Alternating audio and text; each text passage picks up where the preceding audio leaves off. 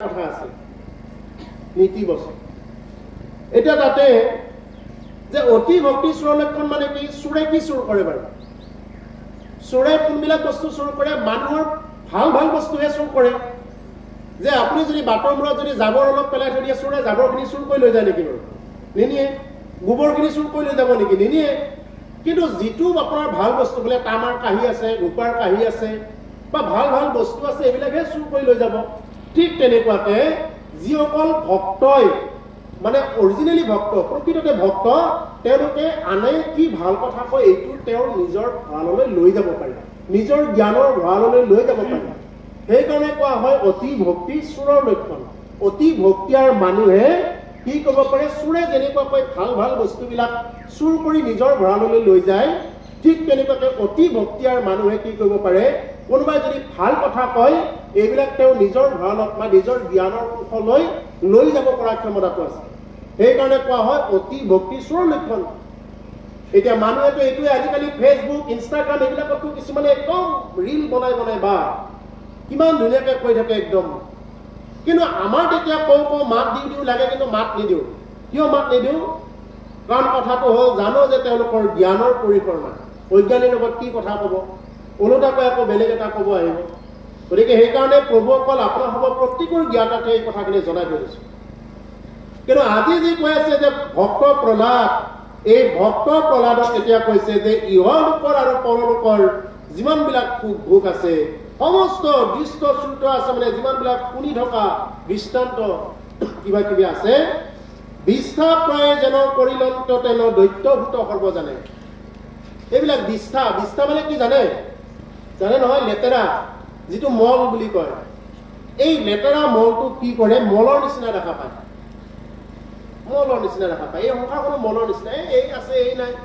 আজি আছে কাইলৈ নাই কি ভৰসা আছে এইবিলাক কোনো ভৰসা নাই এই বুলি কি কৰে ভক্ত প্ৰহ্লাদে এইটো দেখা পায় আৰু কৈছে মন প্ৰাণ বুদ্ধি দমিলা প্ৰহ্লাদ ভক্তিৰ গম্ভীৰ বুদ্ধি উত্তম তেওঁ মন প্ৰাণ বুদ্ধি কি কৰিব পাৰিছে দমন কৰিব পাৰিছে ভক্ত প্ৰহ্লাদে এইবিলাক দমন কৰিছে গম্ভীৰ বুদ্ধি উত্তম তেওঁৰ বুদ্ধি হ'ল অতি গম্ভীৰ মানে অতি দৰৰ পৰা ভাবে কথাবিলাক এতিয়া আমাৰ ভাৱনাবিলাক অতি মানে ওপৰত ভাবে কিছুমান মানুহে এতিয়া যে এই যে ইয়াৰ আগত ক'লো অতি ভক্তি চোৰৰ লক্ষণ মানে অতি ওপৰৰ পৰা কিছুমানে ভাবতে পালে কি যে ভক্তি কৰাবিলাক চব চোৰ বুলিয়ে ভাবিলে চব ভক্তি কৰা মানুহবিলাক চোৰ এই বুলিয়ে ভাবিলে কিন্তু ইয়াৰ গুঢ়াৰ্থটো কি আছিল তেওঁলোকেতো নাজানে ঠিক তেনেকুৱা কথা যে গম্ভীৰ বুদ্ধিৰ লোকসকলে কিন্তু সেইটো গম্ভীৰভাৱে চায় কি আছে ইয়াত কি বস্তু আছে আৰু ভক্ত প্ৰহ্লাদৰ তেনেকুৱা আছিলে যে গম্ভীৰ বুদ্ধি উত্তম তেওঁৰ বুদ্ধিটো আছিল অতি উত্তম নগণ্য বুদ্ধি নহয় নিকৃষ্ট বুদ্ধি প্ৰহ্লাদৰ নাছিলে তেওঁৰ বুদ্ধি হ'ল সদায় উত্তম আৰু এইকাৰণে প্ৰভুসকল আমাৰো বুদ্ধিবিলাক উত্তম হ'ব লাগে উত্তম যদি বুদ্ধি হয় তেতিয়াহ'লে কি হ'ব আমিও জীৱনত বহু ধৰণৰ যি নেকি কাৰোবাক যদি কিবা পৰামৰ্শ দিব লাগে এই পৰামৰ্শবিলাক দিব কোনে পাৰে যাৰ নেকি উত্তম বুদ্ধি থাকে তেওঁহে দিব পাৰে উত্তম বুদ্ধি নোহোৱাকৈ তেওঁ এইবিলাক কোনো ধৰণৰ পৰামৰ্শ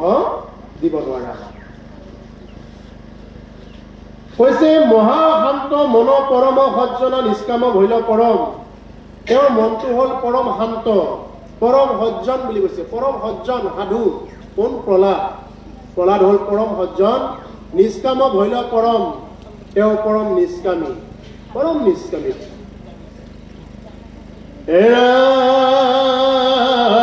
মকুৰ স্বভাৱ এৰিলা প্ৰহ্লাদ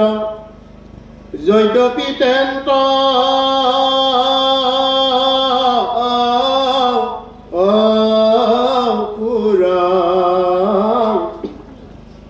গুণা ধৰ্মভূত গুণয়দভূত আশ্ৰয়তান প্ৰচুৰ প্ৰহ্লাদত যত গুণচয় আছে অবিগণে দেখি তাক মোহ হুয়া মন স্মৰে সৰ্বক্ষণ প্ৰহ্লাদৰ মন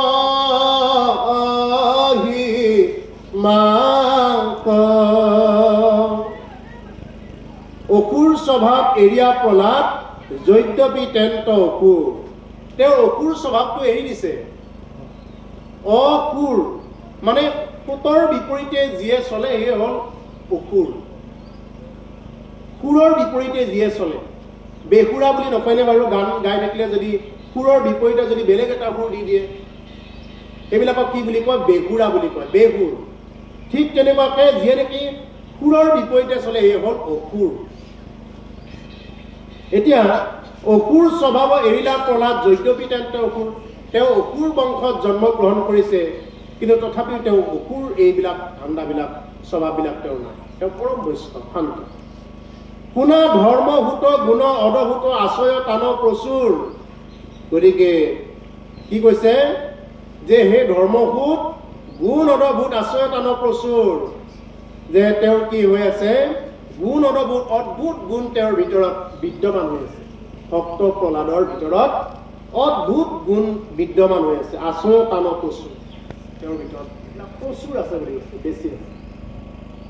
এতিয়া আপোনালোকৰ এটা প্ৰশ্ন